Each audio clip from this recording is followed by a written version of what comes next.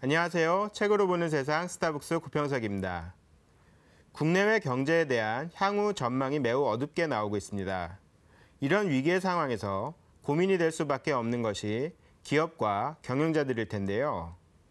이전처럼 제품의 혁신만으로는 경제 위기 속에서 생존할 수는 없습니다. 바로 프로세스의 혁신이 필요할 텐데요. 특히 마켓 3.0 시대에는 탱고를 추듯 소비자에게 감동을 주며 밀착하고 반응하고 리드하는 것이 중요합니다. 오늘 스타벅스에서 만나볼 책은 향후 기업의 서열을 뒤집을 경영 전략과 혁신을 제시한 탱고 경영입니다. 기업이 탱고를 만나면 어떻게 변할까요? 저자인 SAP 코리아 형원준 대표와 함께 이야기 나눠보도록 하겠습니다. 저는 잠시 후에 찾아오겠습니다.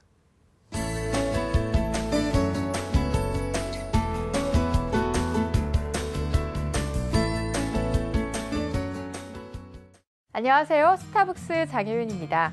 한 주 동안 주목을 받았던 책들 살펴보는 주간 베스트셀러 시간인데요. 9월 첫째 주, 이번 주는 종합순위에 어떤 변화가 있었을까요? 함께 만나보도록 하겠습니다. 혜민 스님의 위로와 성찰이 담긴 인생잠언, 멈추면 비로소 보이는 것들이 1위 재탈환 이후 2주째 1위 자리를 지키고 있습니다. 지난주 출간 첫 주 만에 4위에 오른 김난도 교수의 인생 멘토링, 1000번을 흔들려야 어른이 된다는 2계단 상승한 2위를 기록했으며 5주 연속 1위를 차지했던 안철수의 생각은 3위로 내려왔습니다. 도올 김용옥이 전하는 현실에 대한 철학과 사상, 사랑하지 말자는 지난주 9위에서 이번 주 4위로 껑충 뛰어올랐고 쌍용자동차 정리해고 사태를 다룬 공지영의 첫 르포르타주 의자놀이는 5위를 지키며 뒤를 이었습니다. 이병률 시인의 여행 산문집 바람이 분다 당신이 좋다는 1계단 상승한 6위를 차지했고 김난도 교수의 아프니까 청춘이다와 2012년 상반기 전 세계에서 가장 빨리 또 가장 많이 팔린 베스트셀러 그레이의 50가지 그림자 1편은 나란히 7위와 8위로 뒤를 이었습니다. 한국을 사랑하는 일본인의 목소리를 담은 감사합니다 한국은 9위로 첫 진입했으며 정목 스님의 치유 에세이 달팽이가 느려도 늦지 않다는 2계단 하락한 10위를 기록했습니다. 우리 시대 멘토들의 책이 인기가 있었던 한 주였는데요. 여러분은 이 중에서 어떤 책으로 위로를 받았을지 궁금해집니다. 순위권 변동이 많았던 종합 베스트셀러에 이어서 이 여행 서적 순위 살펴보도록 하겠습니다. 표지부터 내용까지 버릴 것 하나 없는 여행 가이드북, 클로즈업 시리즈의 홍콩 편이 1위를 차지했습니다. 2위는 그림처럼 아름다운 유럽의 명소 100곳을 담은 여행 박사 정보상, 유럽에서 꼭 가봐야 할 여행지 100. 3위는 주말을 이용한 여행을 다룬 책 주말여행 컨설팅북. 4위는 서울에서 땅끝마을까지 구석구석 게스트하우스를 탐방한 책 게스트하우스에서의 하룻밤. 5위는 가까워서 각광받는 여행지 대만에 대한 여행 정보를 담은 책 프렌즈 타이에완이 올랐습니다. 여행을 준비하는 분들의 가장 큰 어려움은 언어인데요. 6위는 영어 멘토 이보영의 여행 영어 회화가 차지했습니다. 7위와 8위는 각각 이탈리아와 방콕에 대한 책이 올랐습니다. 9위는 언제든지 떠나는 여성들이 놀기 좋은 여행지를 담은 책 여자들의 도시여행. 10위는 한 권으로 끝내는 캠핑 교과서, 전국 602개의 캠핑장을 총 망라한 책 대한민국 오토 캠핑장 602가 차지했습니다. 일교차가 커지면서 밤에는 제법 쌀쌀한 바람이 부는데요. 시원한 가을 바람은 여행을 떠나도 좋다는 신호가 아닐까 생각이 듭니다. 이상 9월 첫째 주 주간 베스트셀러 시간은 여기까지입니다. 저는 잠시 후 화제의 신간에서 다시 찾아오겠습니다.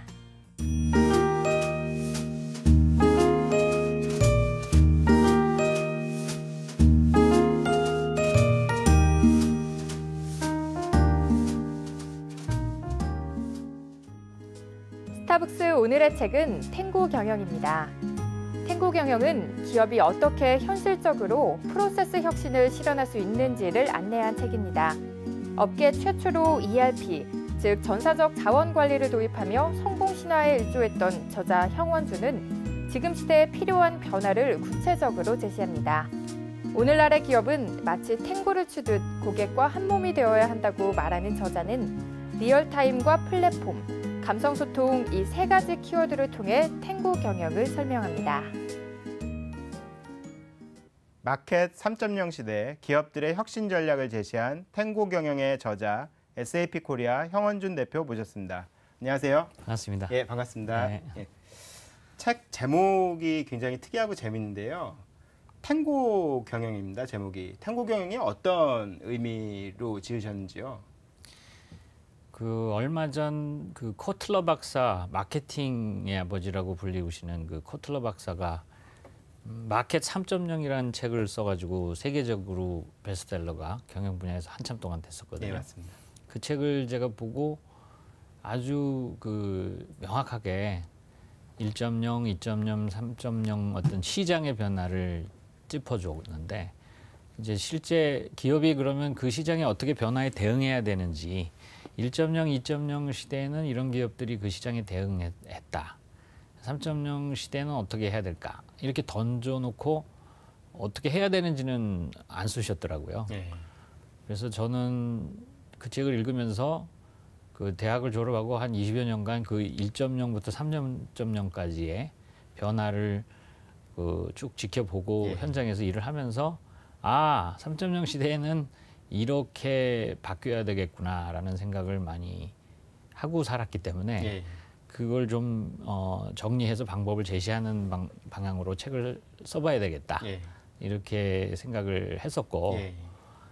탱고라는 말이 그 1.0에는 푸시 방식, 2.0에는 풀 방식이라고 이제 학자분들이 얘기를 해주셔가지고 예.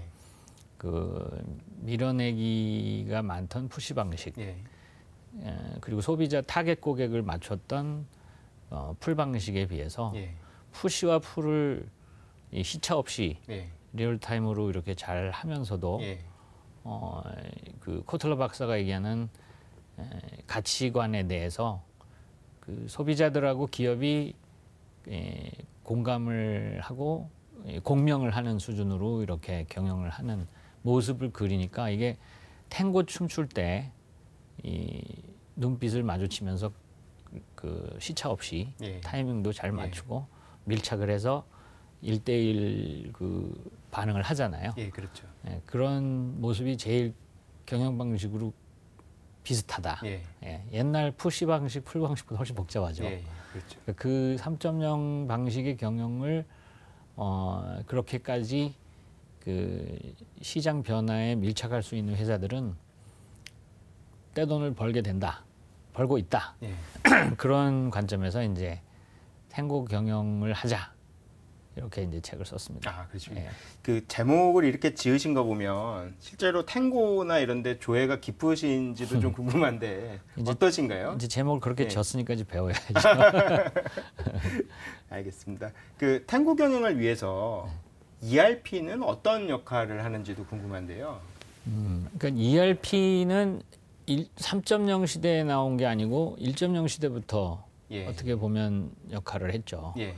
최초 ERP가 나오던 시절에 제가 재직하고 있는 이제 SAP 회사가 거의 그 ERP를 새로 창조하다시피 해서 예. 시장에 나왔는데, 그때는 밀어내기 방식을 하는, 그러니까 대량 생산을 하는 포드 자동차가 1.0 시대 첫 떼돈을 번 회사죠. 예. 그 간해수공업이 지구상에 이렇게 당연한 방식으로 되어 있을 때 이제 처음으로 컨베이어 라인에다가 자동차를 생산하기 시작했잖아요. 예. 그게 뭐 1, 2분 만에 한 대씩 덜컥덜컥 차가 나오는 대량 생산 방식을 했는데, 그때 사실은 ERP가 태동했다고 봐도 돼요. 예. 그 컴퓨터가 처음 나오던 시점부터 기업은 계획을 세우죠. 예. 그 계획을 세워서 실행을 하기까지의 과정을 다 컴퓨터로 해보려고 한 거죠. 예. 그 소프트웨어를 가지고 그 기업 각 부문별로 하던 역할을 다 따로따로 하던 것을 한꺼번에 다 통합을 해서 하나의 소프트웨어와 데이터베이스 안에서 돌아가게 하자고 만든 게 ERP거든요. 예. 그렇게 시작을 했지만 이제 2.0 시대가 오면서 ERP는 이 다양한 시장 니즈에 제조업체가 어떻게 기업이 반응을 하느냐, 시장을 읽고 거기에 대응을 하는 그 방식에 있어서 이 2.0 방식, 그러니까 아까 얘기한 그런 풀 방식으로 예. 종류가 다양해진 니즈를 제품별로 품절 없이 또 과잉 재고가 쌓이는 일 없이 대응을 하는 데 ERP를 동원했거든요. 예. 그래서 수요를 예측하고 거기에 맞는 생산을 하고 구매를 하고 개발을 하는 프로세스들을 여러 가지 기능이 더 확산되면서 2.0 시대에는 ERP라고 하는 게 기업 프로세스의 그 회전 초밥 방식을 지원하는.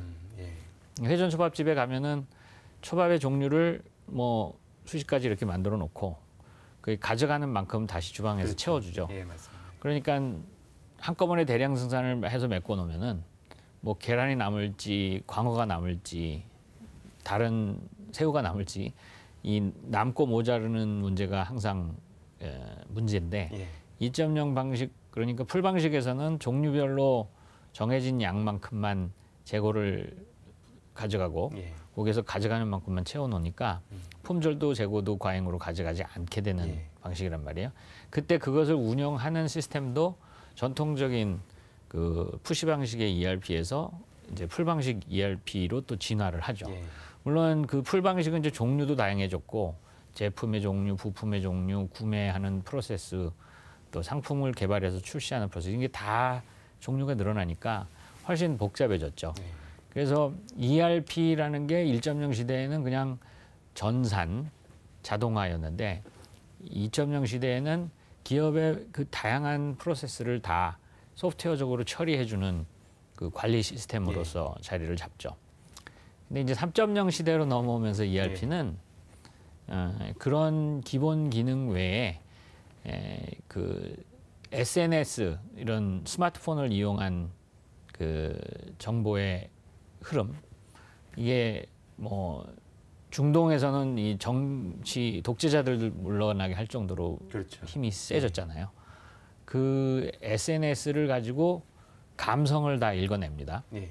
그리고 속도도 그게 굉장히 데이터량이 많으니까 이미 하루 종일 걸리던 그런 정보 시스템 가지고는 도저히 처리를 못하고 리얼타임으로 그 바로바로 고객이 백화점에 들어오면은 그 사람의 얼굴을 인식해가지고 그 사람이 좋아하는 제품이 뭐였고 그동안 이력이 어땠는지 다 분석해서 답을 내줄 정도로 그 매장 직원이 바로 자기 스마트 장비에 지시가 오죠. 저기 지금 어떤 고객이 들어오셨으니까 어떻게 대응해야 된다.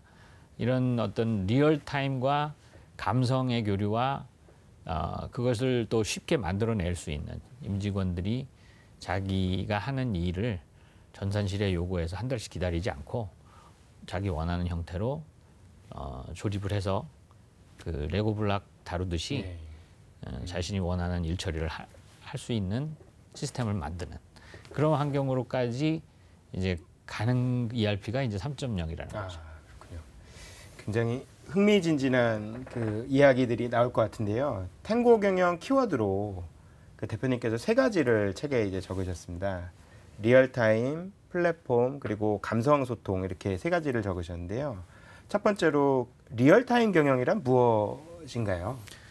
뭐 우리가 이제 실시간 리얼타임 하면은 당연히 피부로 사용하면서 느끼는 시스템도 있어요. 예를 들어서 내가 은행에 현금을 빼가고 넣고 했을 때 ATM이나 이 스마트폰으로 보면 바로 그게 나와야지. 시차가 나면 안 되잖아요. 그렇죠. 또 비행기 예약을 하는데 좌석을 옆에 사람하고 1초라도 내가 먼저 하면은 그 분명히 반영이 돼야지. 해놨다가 엉키면은 그렇죠. 낭패를 보죠. 이중 부킹이 되고 이러잖아요. 그런 거는 이미 이제 우리가 리얼타임을 하고 있는 분야예요. 문제는 이거는 전체 기업의 프로세스 중에 0.1%도 안 되고 대부분의 아주 중요한 프로세스를 처리하고 있는데도 일 처리를 리얼타임으로 하고 있지 못하거든요. 뭐 예를 들어서 의사 선생님이 내가 치료한 것이 또 다른 병원 수십 개에서 치료한 것이 효과가 어땠다. 이것을 실시간으로 다 알고 있으면은 굳이 그 논문을 뒤적거리거나 통계 데이터를 따로 뽑아보지 않아도 분석을 해서 이 처방이 이런 효과가 있고 이런 부작용이 있고 이런 분석을 다 해서 리포트를 보는데 우리가 일상에서 지금 이미 스마트폰으로 구글이나 네이버로 이렇게 사전을 찾든 동네를 찾든 금방 답이 나오잖아요. 네. 그런 것처럼 기업들이 병원이든 공공기관이든 기업들이 사용하고 있는 데이터를 실시간으로 찾아볼 수 있다.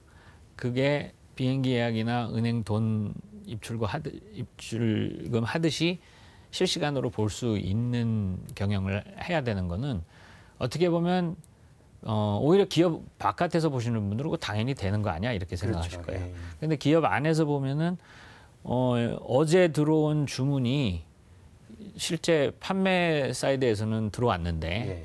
생산 쪽에서는 모르고 있고 또 상품 개발에서는 신제품을 내놔야 되는데 내놓겠다고 계획이 있는데 그것을 변경해도 나머지 부서에서는 모르고 있고 또 말레이시아 공장에서 생산 차질이 생긴 것을 전화로 얘기하고 시스템에는 계속 그 계획이 들어와 있고 이런 그 시차들이 많이 나거든요. 그게 그리고 그 이유도 사람이 그 소통에 에러를 내는 경우도 있지만 그 사람은 열심히 시스템에다 업데이트를 했는데도 정보 시스템이 다 따로 있다 보니까 업데이트가 안 되는 것도 있거든요. 그럴 수도 있는. 네, 대부분 기업들은 후자가 더 많다고 기업 안에서는 생각들을 하고 계세요. 소통은 전화로 하고 하는데 시스템의 숫자는 안 맞는 거죠. 그러니까 거의 그 은행 입출금이나 비행기 예약 같은 시스템으로 모든 업무 처리를 할 수 있게 되는 상태. 그거의 병목이 과거에는 예를 들어 통신이었어요. 우리가 팩스로 보내고 뭐 모뎀이 속도가 느려서 그렇죠. 데이터를 보내는데 몇 시간씩 걸리고 이랬었거든요. 근데 요즘은 뭐 LTE까지 나와서 맞습니다. 그 순식간에 데이터는 갑니다. 영화 한 편이 가도 뭐 1, 2분이면 가니까. 근데 지금 병목은 데이터베이스예요. 현재 기업들 안에 있는 몇 테라씩 하는 그 엄청난 양의 데이터들을 또 그 한 2년이면은 인류 역사가 이제까지 한 거를 앞으로 2년 만에 다 또 생성한다고 그러더라고요. 그렇게 많아지는 폭발적으로 늘어나는 데이터를 다 분석해야 우리가 그 분석된 결과를 가지고 의사결정을 하고 처리를 할 수 있는 프로세스가 늘어나니까 그 분석 자체가 데이터베이스에 읽고 쓰는 그런 부분이 병목이 현재는 되어 있어요. 그렇군요. 그리고 그것을 최근의 기술로 500배, 1000배 이렇게 빠르게 하게 되면서 이제 더 이상 그 부분도 기술적으로 이제 병목이 안 되도록 할 수 있는 상황이 된 거죠. 근데 그렇게 첨단 무기가 나왔는데도 옛날식으로 한 달에 한 번 회의하고 일주일에 한 번 회의해서 결정을 하는 기업하고 실시간으로 상황을 판단해서 바로 그때그때 대응하고 회의를 하지 않아도 온라인으로 다 서로 그 의사결정을 하는 그런 기업의 차이를 보이고 있거든요. 그래서 리얼타임 경영을 하는 기업들이 마치 그 마을에 버스가 한 달에 한 번, 하루에 한 번밖에 안 오는 그 마을의 기동력하고 택시가 언제든지 수시로 심지어 자강이 있어서 튀어나갈 수 있는 차이처럼 경쟁력의 차이가 그 엄청나게 나기 때문에 그럴 수밖에 없겠네요. 리얼타임 경영에 대한 관심들이 굉장히 높죠. 그렇다면 리얼타임 경영을 실현하기 위한 방법은 어떤 게 있을까요? 이제까지의 기술적 사실 제약 때문에 그것을 하고 싶어도 활용을 못했던 부분이 갑자기 본물 터진 듯이 이제 활용이 될 거예요. 우리가 그 영화 아바타에서 보면은 그 정보를 서로 교류하는 방법이 빨라지면 어떤 상황이 되냐면은 책을 읽거나 말로 전하는 속도보다 그 머리 댕기 같은 거 이렇게 딱 연결하면 머리에 있는 게 다 전부 절로 넘어가면 심지어 감성이 공유되죠. 그냥 그 숫자를 주고받던 시대에서 이제 콘텐트, 동영상, 미디어 파일을 주고받다가 이제 감성까지 획 전달이 돼버리는데 그 속도가 뭐 1시간 동안 열심히 말로 설명하고 지금 이 방송처럼 그 해야 될 내용을 그냥 꼭지 꼽으면은 휙 받아버리면은 뇌에서 뇌로 바로 직접. 그러니까 그렇게 정보 전달의 속도가 그 많은 문제를 해결해 주거든요. 기업들은 더 하죠. 사람들 사이에야 말로 얼굴 마주보고 얘기를 하면 되는데 부인하고 남편이 둘이 뭐 분식집을 하나 예. 차렸다. 예. 그래서 남편이 주방 보고 부인이 카운터 보고 이렇게 해서 조그맣게 운영할 때는 계획부터 뭐 전략 그 구매 이런 거 다 두 분이 알아서 하시면 그렇죠. 되잖아요. 예. 잠자리에 누워서 맞습니다. ERP가 돌아가는 예. 거죠. 그래서 내일은 뭐 파를 좀 더 많이 사오자. 내일은 맛을 어떻게 더 개선을 그렇죠. 하자. 예. 두 분이 다 얘기를 하면 돼요. 근데 그게 잘 돼가지고 체인점이 세계적으로 나왔다. 수백 개 매장이 생겼다. 그러면은 그 많은 그 매장들이 다 밤에 한순간에 이렇게 머리 댕기 꼽듯이 서로 소통을 할 수가 없거든요. 그렇죠. 그게 기술적 제약이죠, 결국은. 예. 그래서 그분들 사이에 누가 생산을 맡고 누가 구매를 맡고 누가 상품 개발을 맡는데 그분들이 전부 한 부부처럼 순식간에 통신을 할 수 있는 수준으로 우리는 가고자 하는 생각을 갖고 있죠. 예. 근데 기술적 제약이 결국 팩스를 사용하는 수준, 이메일을 사용하는 수준, 머리 댕기를 예. 서로 꼽을 수 있는 수준으로 이게 예. 차이가 나는 거거든요. 그러니까 지금 현재 그 가용한 기술은 리얼타임에 우리가 은행이나 비행기 예약을 하듯이 또 스마트 장비를 예. 평소에 다니면서 하듯이 굉장히 가까이 가 있어요. 아. 그러니까 그것을 활용을 하는 것이 굉장히 그 사용하지 못했던 것을 가용하게 한 거죠. 예. 그래서 그걸 가로막는 것은 일단 리더십 층에서 어떤 것이 가능하다.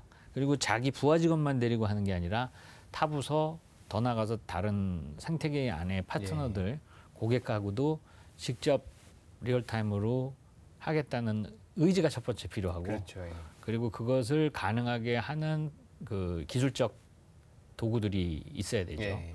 그리고 그 도구들이 갖춰지면은 결국 팀워크를 내서 프로세스를 설계해야 됩니다. 사람이 여러 명이 흩어져서 일을 하기 때문에 그 일 처리를 한 사람, 두 사람이 하는 것처럼 예. 하는 거죠. 그러니까 그렇게 설계를 프로세스를 마구 바꿔가면서 할 수 있는 그 어떤 환경을 제공해야 되고요. 아. 그러니까 리얼 타임도 해야 되고 이런 환경에 해당되는 플랫폼도 제공해야 예. 되는데 거기에 이제 그 기술적으로도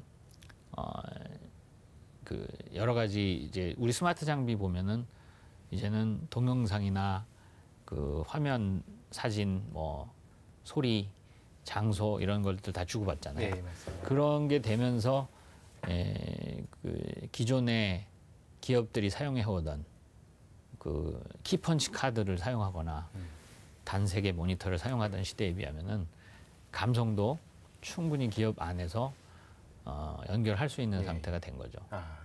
그 시리나 그 보이스 목소리로 말로 이렇게 예, 예. 하는 게 이제 급속도로 발전할 거예요. 네. 앞으로 한 1, 2년 새에. 그러면 이제 그 머리 댕기로 이렇게 꼽는 거에 또 한 스텝 가까워지죠. 아. 그러니까 그렇게 기업인들이 조직 내에서 조직 내는 물론이고 파트너들하고 같이 감성 소통을 할 수 있는 회사하고 그렇지 않은 회사는 워낙 차이가 커지기 때문에 그런 그 수준 차이를 보일 거라고 여겨집니다. 예, 예. 그 탱고 경영 두 번째 키워드는 플랫폼 경영을 대표님께서 이야기를 하셨는데요. 그 아까도 이제 플랫폼 이야기를 잠깐 하시긴 하셨는데 경영에 있어서 플랫폼이라는 게 이게 워낙 개념이 좀 광범위한 것 같은데 네. 어떤 의미로 플랫폼 경영을 쓰셨는지요? 플랫폼에 대한 생각을 떠올리면 우리말 중에 멍석이라는 말을 멍석이요? 해요. 예. 근데 멍석을 깔아주면은 이 탤런트 예. 인재들이 예. 거기서 재능 발휘를 하죠. 우리 전통적으로도. 예, 예. 근데 멍석이란 게 참 이 빈약하잖아요. 예. 그냥 바닥 역할밖에 안 그렇죠. 하잖아요. 예. 그래도 어쨌든 주위의 사람들이 그 멍석에서 예. 놀아봐라 이러는 예. 건데 지금 예를 들어서 이 무한도전이나 뭐 나가수나 예, 예. 슈퍼스타 K나 예. 이 경연 이런 게 막 예능이 유행하잖아요. 예, 예. 그 공통적 특징이 옛날 프로들처럼 쓰여진 각본대로 움직이는 게 아니고 방송국에서는 PD랑 다 멍석만 깔아주는 거죠. 멍석만 깔아주고. 근데 그 위에 개그맨들이든 가수들이든 올라와서 자연스럽게 예.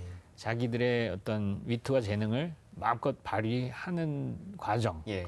그리고 또 그 뭐 나가수처럼 그걸 경쟁의 모델을 만들기도 하고 거기에 뭐 백뮤직, 예. 뭐 백댄서, 예. 작곡가 편곡할 수 있게 하고 또 이 청중평가단이나 그렇죠. 예. 그러니까 가수가 원하는 대로 그 멍석 위에 필요한 그렇죠. 그 환경을 다 만들어주잖아요. 그래서 그야말로 가수는 자기 실력, 탤런트에 집중하게 하는 거죠. 그러니까 그때 그러면 바닥만, 무대에 있는 바닥만 플랫폼이냐? 원래 다 사전적 의미는 그렇잖아요. 예, 그렇죠. 예. 기차에 가면 예. 평평한 플랫폼. 바닥의 예. 플랫폼이잖아요. 그렇죠. 근데 이제는 그 인재가 활용할 수 있는 수단들, 그것이 다 이제 두꺼워진 거죠, 플랫폼이. 그래서 그 인재 입장의 모든 자기 가수 이외의 환경이 다 플랫폼이고 도구들이거든요. 예. 기업에서도 이제는 제가 피라미드가 물구나무로 섰다 그래요. 예. 그러니까 위에 CEO가 있고 예. 그 피라미드 구조의 맨 밑에 지시를 받아서 일을 실제 하는 사람들이 있잖아요. 예. 그러니까 그 사람들이 그 지시받으면서 일을 할 때의 퍼포먼스나 어떤 성과하고 뒤집어진 피라미드는 맨 밑에 CEO나 이 회사의 그 플랫폼을 담당하는 사람들이 여건을 만들어주면 맨 위에 그 소위 판에는 인재들이 뛰어놀 수 있는 여건들이 다 만들어집니다. 그러니까 이 얘기를 하면은 구글처럼 뭐 그 사무실에 놀이터 있고 예. 뭐 그런 걸 먼저 연상하시는데 예. 사실은 일을 하는 도구가 훨씬 필요해요, 그죠? 그렇죠. 가수가 노래를 하는데 필요한 도구, 그렇죠. 노래를 잘하게 하는 게 필요한 그 거죠. 도구들처럼 기업이 기업 활동을 하는데 필요한 모든 도구들을 갖춰야 되고 여기서 또 중요한 점이 맨 위에 레이어에 자기 직원들만 있는 게 아니고 예. 이 개방된 그 생태계가 들어와서 뛰어놀죠. 그러니까 아까 뒤집어지지 않은 피라미드 맨 밑에는 직원들도 있지만 그 직원들 더 밑에 이제 하청업체들이라고 하는 그 종적 관계에 형성돼 있는 부품사들이나 이런 협력사들이 있잖아요. 근데 뒤집어진 피라미드에서는 사실은 예를 들어서 애플이고 현대자동차고 최종 조립 심지어 애플은 만들지도 않죠. 다 파트너들이 밖에서 그렇죠. 만드는데 그 사람들이 실력 발휘를 할 수 있게 플랫폼을 만들 수 있는 회사는 그렇지 않은 회사보다 훨씬 더 많은. 그러니까 직원을 만약에 애플이 만드는 애플리케이션을 다 그 채용해서 해결하려고 그래 보세요. 그렇죠. 몇만 몇십만 명을 그렇죠. 또 채용해야 네. 되잖아요. 근데 그렇게 안 하고도 경쟁을 붙여서 플랫폼만 만들어 놨더니 그 중에서 자연 도태되면서 경쟁을 해서 훨씬 그 화려한 어플리케이션들이 쏟아져 나왔죠. 짧은 시간 내에. 그러니까 그렇게 이 플랫폼의 역할은 이제 그 기업 입장에서는 그 IT적으로 얘기하면은 전산 인프라, ERP에서부터 시작해서 프로세스를 마음대로 조립할 수 있는 그런 도구들. 그래서 현장에서 자기가 일할 수 있게 바꾸는 그런 것까지 다 포함하고 조직과 제도가 그걸 막죠. 혁신적인 프로세스를 만들 수 있는 인재들이 아이디어를 내도 그것을 이제 여러 가지 기업의 제도와 그 경직된 권위주의나 이런 것들이 막는데 그것을 이제 마음껏 원하는 대로 인재들이 그 요구하는 대로 만들어줄 수 있는 환경이 통틀어서는 플랫폼이다 이렇게 생각을 합니다. 이제 세 번째 키워드 이야기로 한번 넘어가 보겠습니다. 세 번째 키워드는 감성 소통 이야기를 하셨는데요. 뭐 그냥 듣기에는 되게 중요한 것 같긴 한데 실제로 감성 소통이 중요한 이유는 어디에 있을까요?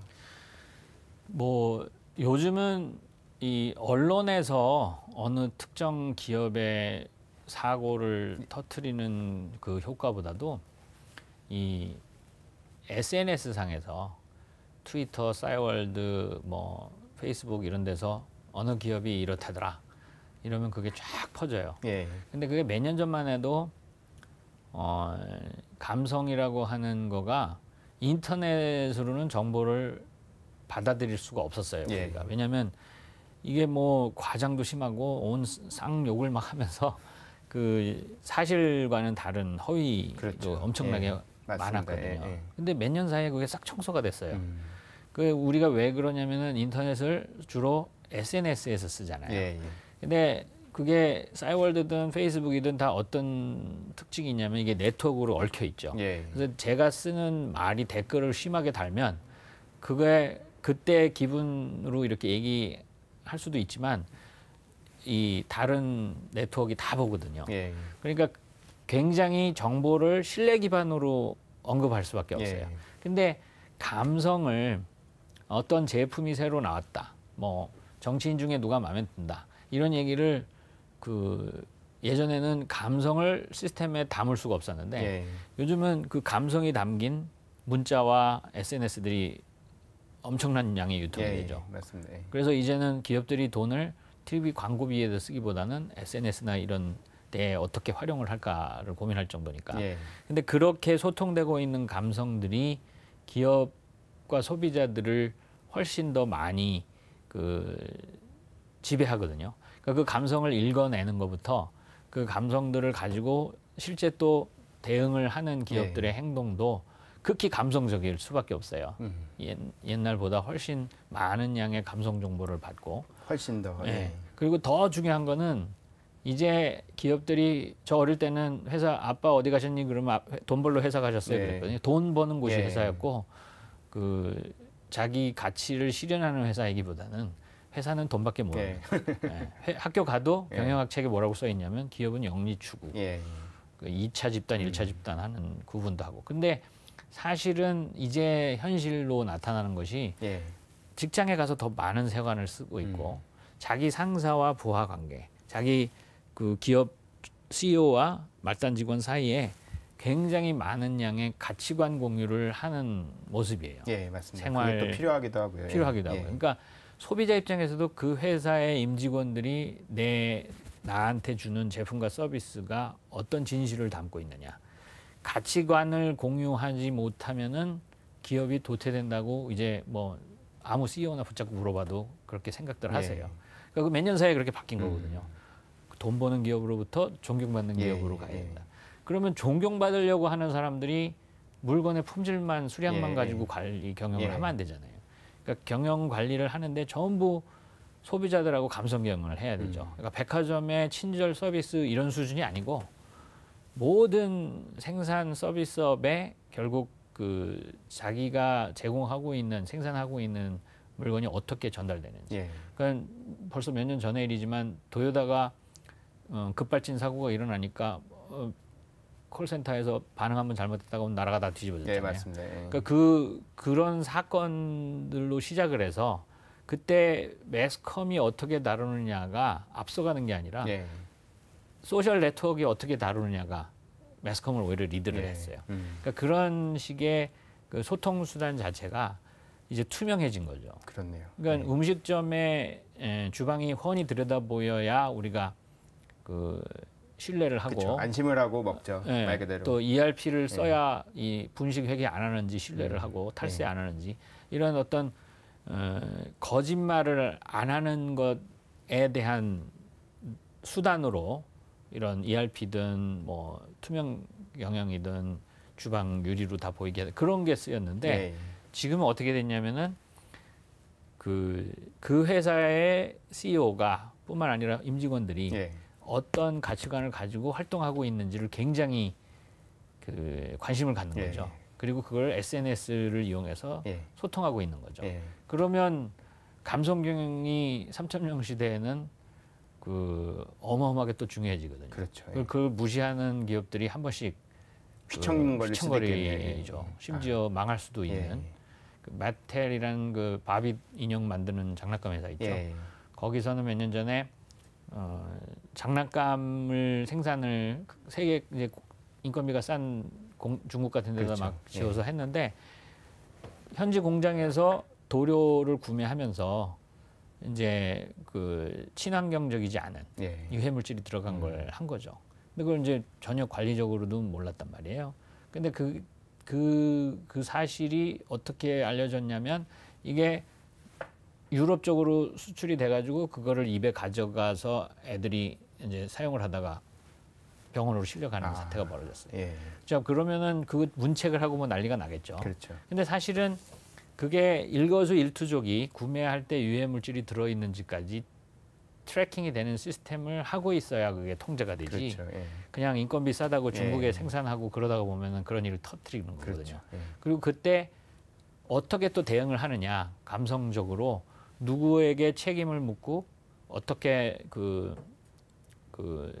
정정을 해서 다시는 그런 일이 안 일어나게 하는 걸 전부 다 낱낱이 이 소비자들이 이 SNS를 통해서 통신을 하고, 그렇죠. 쫙 퍼뜨릴 수 있는 거죠. 예. 그리고 막 청문회를 열어서 예. 무대에 올려놓고 그런 질문을 하니까 오히려 CEO들은 경영진들은 모르고 있는 사실을 예. 시민들이 다 알고 낱낱이 파헤치는 거예요. 그러니까 그런 일들을 몇 번 당하고 나면은 예. 기업들도 이제 정신을 차리죠. 그리고 훨씬 더 감성을 가지고 예. 소비자들이 어떻게 매일매일 반응하고 있는지, 자기 제품과 서비스가 어떻게 좋아지고 예. 있는지. 그러니까 저희 SAP도 지금 전수 검사를 해요. 아. 네. 예. 고객들이 우리 소프트웨어를 쓰고 이게 전수 검사하면 그 설문조사하는데 1시간씩 걸리는데 예. 힘들잖아요. 그러니까 간단한 질문 하나를 물어봐요. 또다시 SAP를 추천하시겠습니까? 아. 그렇게 해가지고 아니라고 하면 예. 그 아니라고 한 그 고객이 어디며 어떤 사람 어느 부서며 또 어떤 문제로 이렇게 들어가는 거죠. 예. 그러니까 그런 새로운 고객 관리에 대한 것도 그 굉장히 감성에 입각해서 스스로의 체험을 묻는, 그리고 그것을 1대1로 다 맞춤형으로 예. 교감하는 그런 방식으로 간다는 얘기입니다. 예. 예. 그러니까 사실 감성 소통이 되게 중요하다는 생각들은 많이 하는데 회사에서 실제로 적용하기가 쉽진 않은데 SAP 코리아도 그런 식으로 이제 감성 소통을 하는군요. 근데 그 외에 다른 방식들은 어떤 감성 소통을 SAP 코리아에서는 일단 시도하시나요? 제일 먼저 그 SNS를 감지해야 되거든요. 예, 예. 그래서 그 저희 솔루션 중에도 그 이렇게 전 세계에 있는 모든 댓글을, 그게 페이스북이든 싸이월드든 다 뒤져가지고 부정적인 코멘트, 긍정적인 코멘트, 단 SAP와 관련된 거, 예. 뭐 특정 예. 제품과 관련된 예. 거, 그런 거를 다 아, 그 집계하는 예. 시스템이 있어요. 아, 그러니까 그거를 사용하면은 일단 예를 들어서 뭐 안철수에 대해서, 예. 박근혜에 대해서 예. 어떤 긍정 부정의 멘트들이 예. 나오는지를 전부 볼 수 있죠. 아, 그러니까 그런 SNS를 감지하고, 예, 예. 그게 뭐 지난달 얘기를 하고 있으면 안 되고 예, 예. 그날 막 이렇게 흘러 내려가야 되거든요. 예. 우리가 그런 SNS 감지도 한 방법이고요. 예. 그다음에 아까 그 기업 내부에서 소통을 할 때 기업 외부와 내부를 연결짓는 건 물론이고 기업 내부의 부서 간에도 소통을 하는 방식도 예. 이메일로 하고, 이메일은 그 시간 단위로 그 정리를 하는 거잖아요. 예, 예. 근데 SNS는 이 페이스북이나 이런 거 써보시면 이렇게 담벼락이나 미니 홈피에 가서 자기의 그 그렇죠. 남의 사이트에 예. 가서 코멘트도 하고 이런 예. 입체적인 통신을 하게 예. 되잖아요.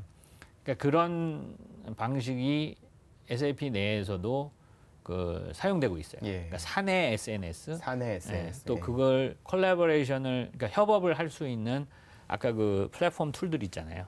그거를 외부하고도 연결을 하면은 그 안에 감성을 담고 의견을 주고받는 일이 훨씬 더 많아지죠. 아, 그래서 저희는 그 KSUG, 뭐 ASUG 각 나라마다 SAP를 사용하는 유저 그룹의 커뮤니티가 있어요.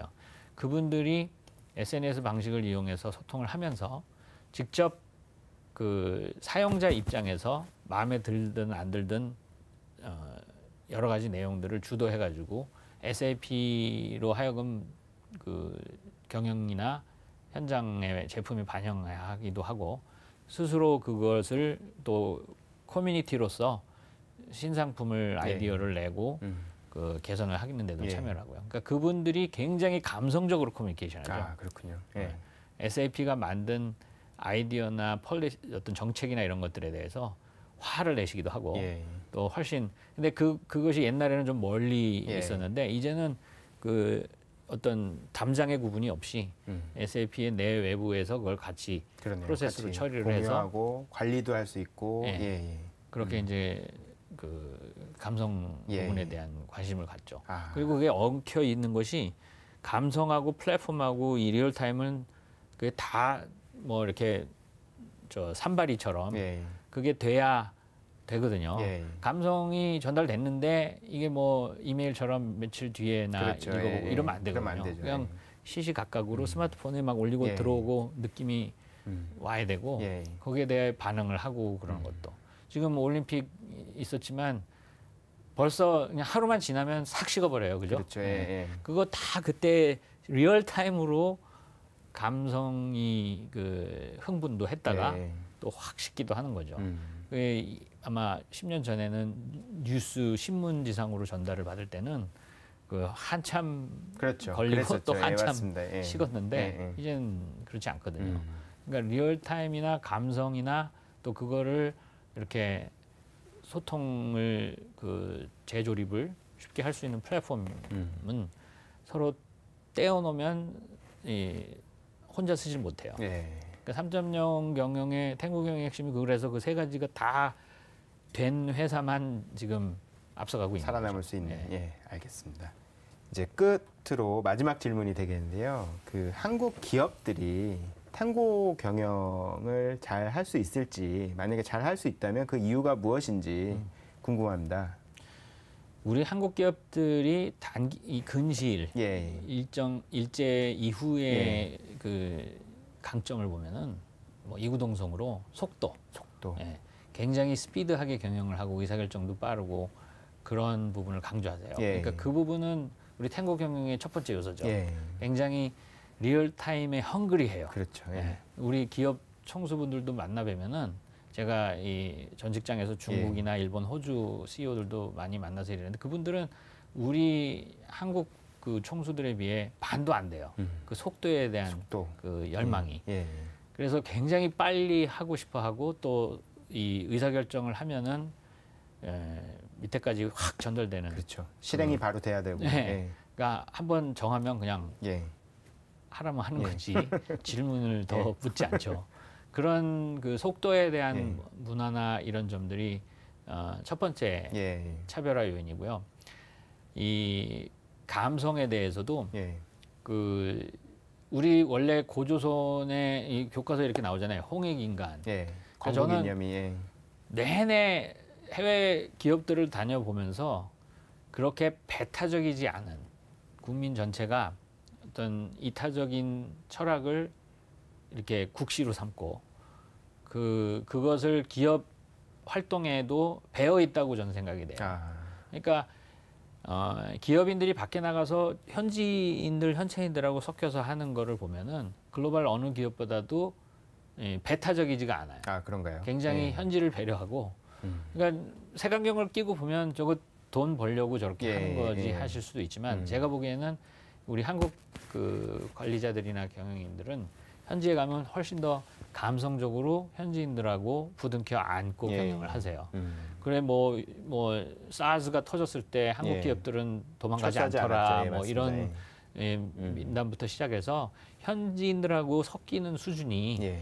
그 뭐 미국, 일본 뭐 다른 선진국 기업들보다 그건 이제 그 제3세계 국가 같은 데 가면은 노동력 착취 같은 예. 분위기로 해서 막 충돌도 일어나고 유해 물질 이런 예. 현견이야. 근데 한국 기업들은 굉장히 그런 점에서 그 감성적으로 그 우리 저 한류가 예. 히트를 치는 이유.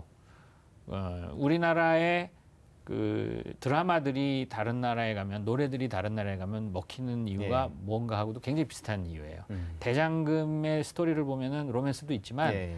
거기에 왕이 백성을 굉장히 예. 사랑하고 애민적으로 예. 네. 그렇죠. 또 대장금이 또 백성을 사랑하는데 예. 그 중간에 기득권들이 오히려 그걸 방해하다가 결국 왕과 대장금이 이기는 그런 예. 스토리잖아요. 그런 종류의 정서가 그 다른 그 국민들한테 굉장히 감동을 주거든요. 예. 그러니까 그런 게 기득권이 있는 귀족들이 당연히 그 자신들의 기득권을 그 유지하는 그런 정서를 갖고 있는 나라에서는 보면은 훨씬 예. 공감을 하죠. 그러니까 세종대왕이 후민정음을 만든 게 전 세계 귀족이 기득권이 이 대중을 사랑해서 문자를 만든 거는 인류 역사 유일한 사례라고 예. 그러더라고요. 그러니까 다른 건 다 귀족들이 예. 문자를 통해서 그 자신들의 기득권을 차별화하려는 그런 수단이었거든요. 예. 그래서 지금 그 리얼타임이나 감성 경영 이런 점들이 좀 더 오히려 한국적인 예. 경영을 하실수록 그러니까 서양 시스템을 막 그냥 무분별하게 들어와서 그대로 따라하면은 차별화가 안 돼요. 그렇죠. 부작용도 생길 수 있고. 예.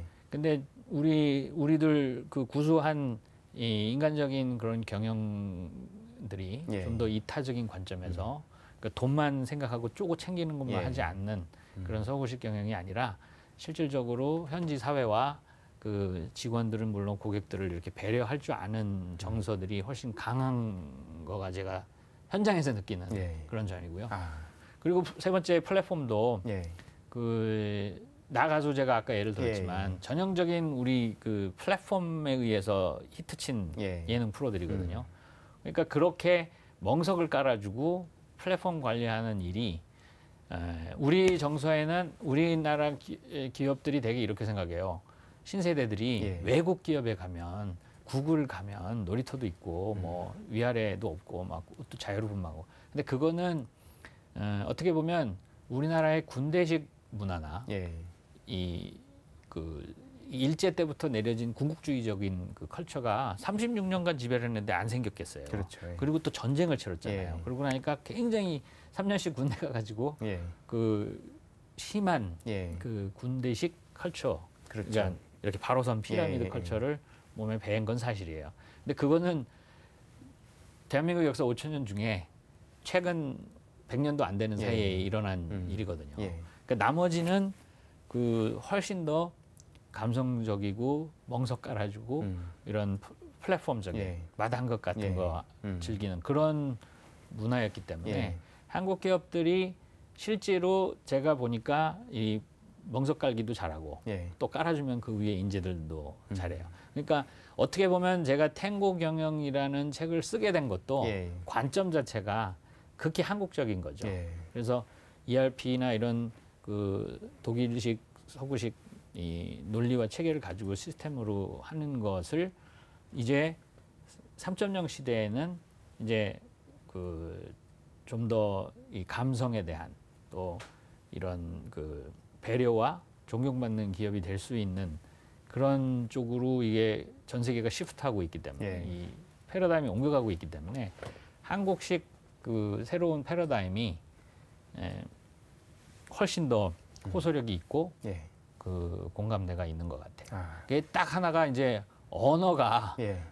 영어권이든 중국권이든 우리가 수적으로 열세잖아요. 그렇죠. 그 부분만 이제 그걸 기술적으로 자동 번역 예. 뭐 이런 걸 통해서 예. 극복이 되던 우리가 지금 온통 어머니들의 그 교육열에 의해서 이 외국어 공부를 예. 심하게 시키고 있거든요. 그렇죠. 극복이 되어가고 그렇죠. 있죠. 어떻게 보면. 그 세대들이 이렇게 중간 관리자 이상의 리더십들을 발휘하기 시작하면은 저는 뭐 이론의 여지가 없다고 봐요. 시간의 문제라고 봐요. 예. 우리 기업들이 탱고 경영을 잘할 수 있다는 대표님 말씀을 들으니까 마음이 많이 놓입니다. 오늘 그 마켓 3.0 시대에 경영 전략에 대한 좋은 말씀 잘 들었고요. 오늘 귀한 시간 내주셔서 감사합니다. 감사합니다. 네.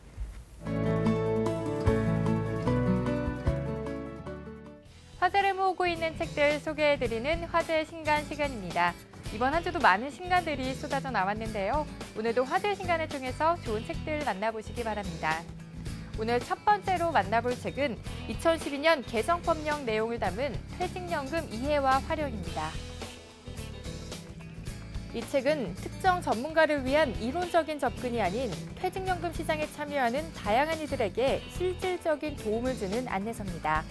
실제 퇴직연금 제도를 운영하는 근로자와 사용자의 생생한 질문사항들과 퇴직연금 컨설팅 및 강연에서의 질의응답 내용들을 정리해 퇴직연금 제도의 전반적인 흐름 이해와 함께 실무적인 업무 처리에 활용할 수 있도록 구성됐습니다. 자꾸만 바뀌는 법 때문에 은퇴 이후가 불안해지는 요즘 이 책 한 권으로 여러분의 노후를 든든하게 만들어 볼 수 있을 것 같습니다. 화제 신간 두 번째 책은 여행에 대한 또 다른 묘미를 만날 수 있는 책, 푸쌍의 모로코 이야기입니다. 이 책은 무엇이든 재밌어야 한다는 생각으로 삶을 살아가는 파워블로거 김미소 씨의 모로코 여행기를 담은 책입니다. 그녀의 삶의 궤적을 따라 프랑스와 모로코, 독일로 이어지는 이야기가 펼쳐진다고 하는데요. 유럽과 중동, 아프리카의 삼색 매력을 다 느낄 수 있는 모로코를 만나다 보면 여행에 대한 충동도 느끼게 된다고 합니다. 책을 덮을 때쯤이면 모로코에 다녀온 느낌을 가질 수 있는 책인 것 같은데요. 이번 가을은 여행 대신 책을 선택해보는 것도 좋을 것 같습니다. 이번 주 화제 신간 마지막 책은 초인류 거부의 DNA를 파헤친 책, 세계 슈퍼리치입니다. 이 책은 부자 피라미드의 가장 꼭대기에 있는 0.00001%의 슈퍼리치 40인의 삶과 성공 전략을 추적한 책입니다. 국적, 분야, 성공 전략 등 모두가 제각각인 40인의 슈퍼리치에게는 하나의 공통점이 있다고 하는데요. 추진력, 배짱, 치밀함, 강박 등의 공통점이 나타났다고 합니다. 사실 부자 DNA는 누구나 가지고 있지만 그 존재 자체를 모르고 산다고 하는데요. 이 책을 통해서 여러분의 부자 DNA를 찾아보는 것도 좋을 것 같습니다. 지금까지 화제의 신간이었습니다.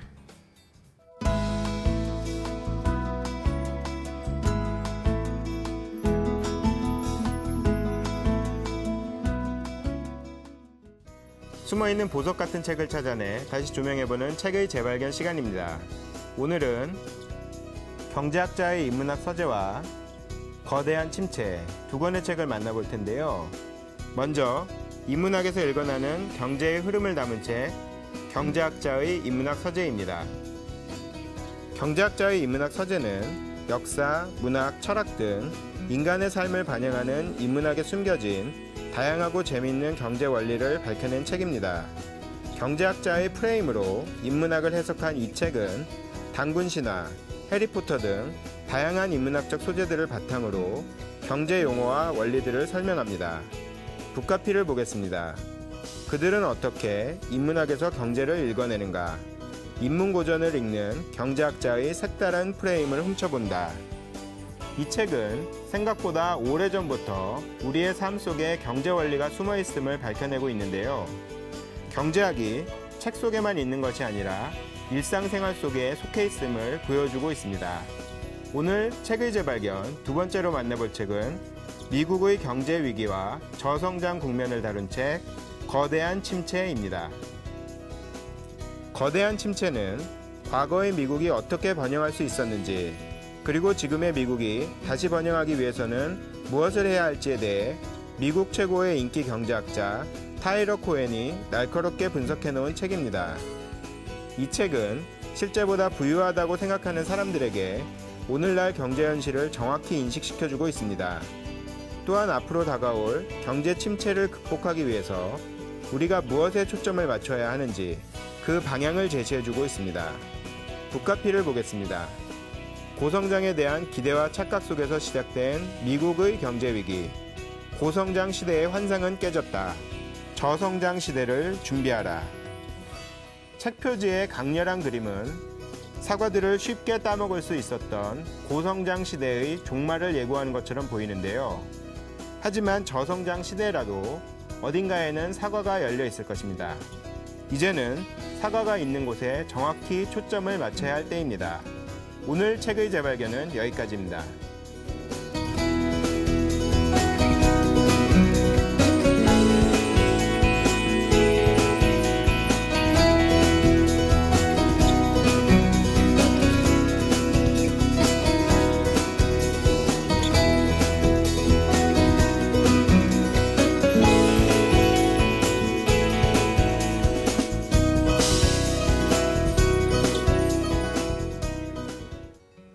(90년대는) 규모의 경제 시대여서 기업은 푸시 방식으로 생존할 수 있었습니다. 2000년대는 민첩한 생산, 유통의 시대여서 기업은 풀 방식으로 생존할 수 있었습니다. 지금은 인간적인 욕구를 충족시켜야 하는 시대입니다. 즉 기업에겐 소비자와 호흡하며 밀고 당기는 탱고 방식이 필요합니다. 우리 기업들 모두 마켓 3.0 시대에 성공적인 혁신을 하길 바라며 오늘 스타벅스 여기서 마치겠습니다. 시청해주신 여러분 감사합니다.